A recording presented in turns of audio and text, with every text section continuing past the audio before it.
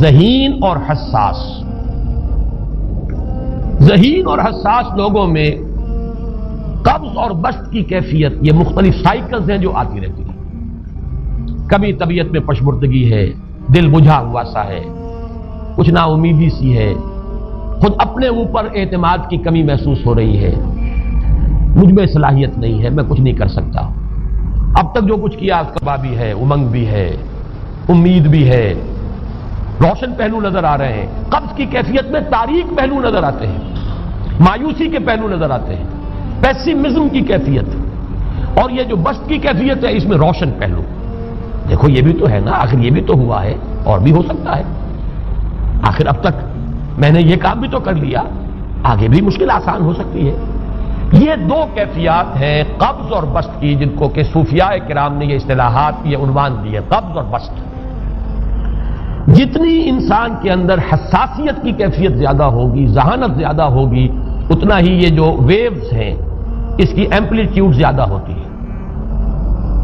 کم ذہین انسان ہے، کم حساس ہے، آئیں گے تو صحیح ہے، لیکن یہ کہ وہ ویو جو ہے اس کا ایمپلیٹیوڈ جو ہے اس کے اندر اوپر اور نیچے کی کیفیت زیادہ نہیں ہوگی.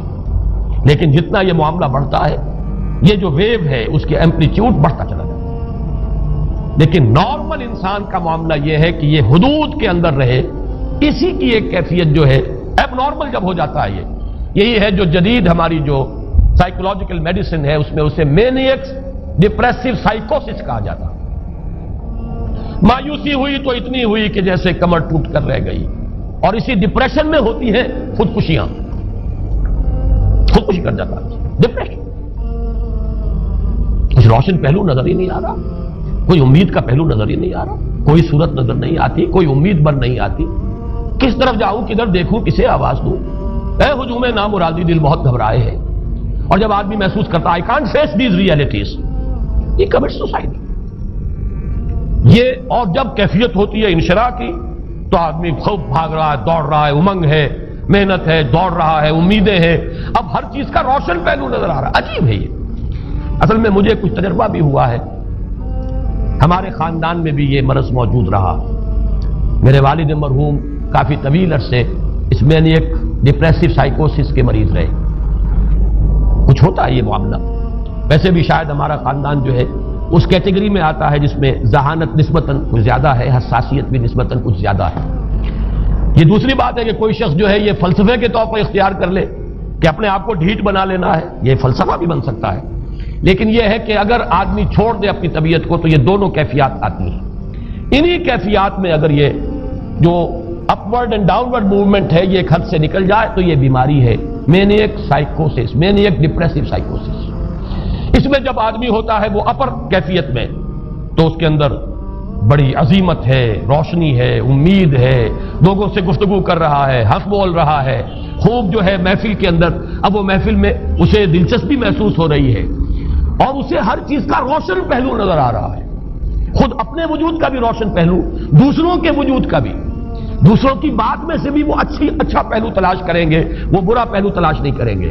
جب دوسری کیفیت ہے ڈپریشن کی، ہر ایک کی بات میں کوئی برائی نظر آئے گی، کوئی اس کی نیت کا فطور ہے، کوئی فساد ہے، کوئی یہ جو ہے بدنیتی کے ساتھ یہ بات کر رہا ہے، کوئی خیر کہیں ہے ہی نہیں، برائی ہی برائی ہے، مایوسی ہی مایوسی ہے، بدلی ہی بدلی. یہ ہے در حقیقت وہ کیفیت. اس کو غالب نے بہترین انداز میں تعبیر کیا ہے. ذہین اور حساس انسانوں میں ان کی جو ترقی ہے وہ انہی مراحل سے ہو کر گزرتی ہے.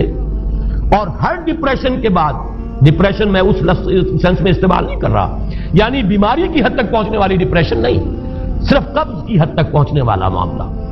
ہر قبض کے بعد جب بسط آتا ہے تو آگے ترقی ہوتی ہے، جس کو آپ کہتے ہیں بائی لیپس اینڈ باؤنڈس. آدمی جو ہے چھلانگ لگاتا ہے، گویا کہ ایک درجہ جو پہلے تھا اس سے آگے درجہ انسان کا جو ہے اس سے بلند تر پوزیشن پر انسان پہنچتا ہے. ہر قبض کے بعد جو نیا بسط آتا ہے وہ ایک نئی کیفیت، نئی شان، نئی بلندی، نئی رفعت لے کر. اس کو غالب نے تعبیر کیا ہے بہت خوبصورت انداز میں. رکتی ہے میری طبع تو ہوتی ہے رواں اور. یعنی شاعر بھی کبھی ایسا وقت آتا ہے شعر جو ہے اس پر نازل ہی نہیں ہو رہا، شعر نہیں کہہ پا رہا، طبیعت میں رکاوٹ سی ہے، بندش سی ہو گئی ہے، کوئی کلام موضوع ہو ہی نہیں رہا. لیکن پھر جب یہ کیفیت جو ہے بدلتی ہے اور جب پھر بست کی کیفیت آتی ہے، رکتی ہے میری تباہ تو ہوتی ہے رواں، اور پھر اس کے اندر ایک جولانی نئی ایک کیفیت جو ہے انشراح کی، وہ ایک بالکل نئی کیفیت نئی شان کے ساتھ، یہ ہے وہ معاملہ جو ان آیات مبارکہ کے پس منظر میں ہے۔ اسی لیے اب میں آپ کو اس کا حوالہ دے رہا ہوں، تفسیر مظہری میں قاضی ثناء اللہ پانی پتی رحمۃ اللہ علیہ نے بہت عمدہ بات فرمائی ہے کہ حالت قبض اگر کسی شخص پر طاری ہو تو اس حال میں اکسیر کا درجہ رکھتی ہے یہ سورہ مبارکہ، اس لیے کہ یہ نازل ہوئی ہے محمد الرسول اللہ صلی اللہ علیہ وسلم پر اسی حالت قبض میں۔ وَالضُّحَىٰ وَاللَّيْلِ إِذَا سَجَىٰ مَا وَدَّعَكَ رَبُّكَ وَمَا قَلَىٰ وَلَلْآخِرَةُ خَيْرٌ لَكَ مِنَ الْأُولَىٰ وَلَسَوْفَ يُعْطِيكَ رَبُّكَ فَتَرْضَىٰ أَلَمْ يَجِدْكَ يَتِيمًا فَآوَىٰ وَوَجَدَكَ ضَالًّا فَهَدَىٰ وَوَجَدَكَ عَائِلًا فَأَغْنَىٰ۔ یہ تمام آیات اب معلوم ہوگا کہ جیسے موتی پروئے ہوئے ایک لفظ قبض، اب اس میں جو بھی واقعاتی اور جو میں نے آپ کو روایاتی جو بھی پس منظر بیان کیا وہ بھی فٹ بیٹھ رہا ہے، وہ خودکشی کا معاملہ بھی آ گیا اس میں فٹ بیٹھ رہا ہے کہ بخاری شریف میں روایت موجود ہے کہ حضور فرماتے ہیں کہ میری طبیعت پر اس درجے اضطراب تھا، اتنی کیفیت جو ہے میری تشویش کی تھی کہ میرے دل میں بار بار خیال آتا تھا کہ پہاڑ پر چڑھ کر اپنے آپ کو نیچے گرا دوں۔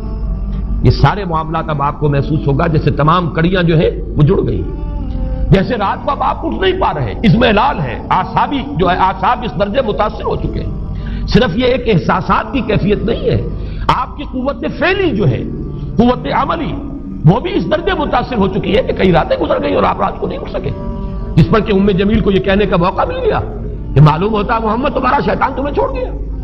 اب یہ جملہ اپنی جگہ پر اس کی کاٹ ہے یقیناً، اس سے یضیق صدرک بما یقولون، لیکن وہ کیفیت جس کی وجہ سے یہ جملہ آیا ہے اس پر نگاہ دوڑائیے، اس پر نگاہ کو مرکوز کریں گے تو معلوم ہوگا ایک لفظ قبض، یہ قبض کی ایک کیفیت تھی، اس قبضی کی کیفیت کا ایک مظہر یہ ہے کیونکہ یہ بھی تو در حقیقت قلب مبارک جو ہے محمد الرسول اللہ صلی اللہ علیہ وسلم کا، اسی پر تو وحی کا نزول ہوتا تھا، یہ بھی وہی داخلی احساسات و کیفیات کا معاملہ ہے، یہی بھی در حقیقت یہ واردات قلبیہ ہی کا سارا معاملہ ہے، اس کو آپ خارج سے تعبیر نہیں کر سکتے، نہ ابھی کوئی ایسے مصائب تھے، نہ ایسی کوئی مشکلات تھیں، نہ ابھی کوئی رد و قضا ایسی شروع ہوئی، نہ ابھی کوئی بحث و نزاع کا معاملہ ایسا ہوا، نہ کوئی ابھی کوئی فزیکل پرسیکیوشن شروع ہوئی، یہ سب داخلی ہی کیفیات ہیں، اور ان داخلی کیفیات کے حوالے سے ان سورہ مبارکہ کو اگر صحیح سمجھا ہے تو صوفیہ نے سمجھا۔ وہ جو اقبال کا شعر ہے کہ کچھ جو سمجھا میرے شکوے کو تو رضواں سمجھا، مجھ کو جنت سے نکالا ہوا انسان سمجھا، اور کون سمجھے گا؟ وہ تو سمجھے گا کہ دکھے ہوئے وہ دل کی صدا ہے، وہ کیا ہے جو اقبال کی وہ ایک نظم ہے پرندے کی فریاد، گانا اسے سمجھ کر خوش ہونا سننے والے، یہ تو در حقیقت ایک دکھے ہوئے دل کی صدا فریاد، یہ صدا ہے۔ تو یہ کیفیت جو ہے رضوان سمجھ سکا ہے جو کہ داروغہ جنت ہے، اس نے سمجھا یہ وہی آدم جو نکالا گیا تھا یہاں سے، یہ اس کی فریاد ہے۔ کچھ جو سمجھا میرے شکوے کو تو رضواں سمجھا، اس کو جنت سے نکالا ہوا انسان سمجھا۔ تو واقعہ یہ ہے کہ اس سورہ مبارکہ کا صحیح فہم اگر حاصل ہوا ہے، وہ امام راضی کو حاصل ہو ہی نہیں سکتا، وہ عقل اور منطق کی گتھیاں سلجھانے والے آدمی ہیں، اپنی جگہ ان کی کنٹریبیوشن بہت، یہ لغت اور ادب کا کوئی خاص مسئلہ اس میں ہے ہی نہیں کہ زمخشری اس میں کوئی جولانی دکھائیں اپنی، اس میں کوئی ایسا اشکال ہے ہی نہیں، نحوی اشکال ہی نہیں، لیکن یہ واردات قلبیہ کا معاملہ ہے، احساسات باطنی کا معاملہ ہے، یہ نفسیات انسانی کا معاملہ ہے، اور اس کو وہی سمجھ سکتے ہیں کہ جو ماہرین علم نفس ہیں، اور وہ ہیں صوفیاء کرام ہمارے ہاں، جن کا وہ ذوق ہے باطنی کیفیات و احساسات، جن کا موضوع کہ یہ در حقیقت حالت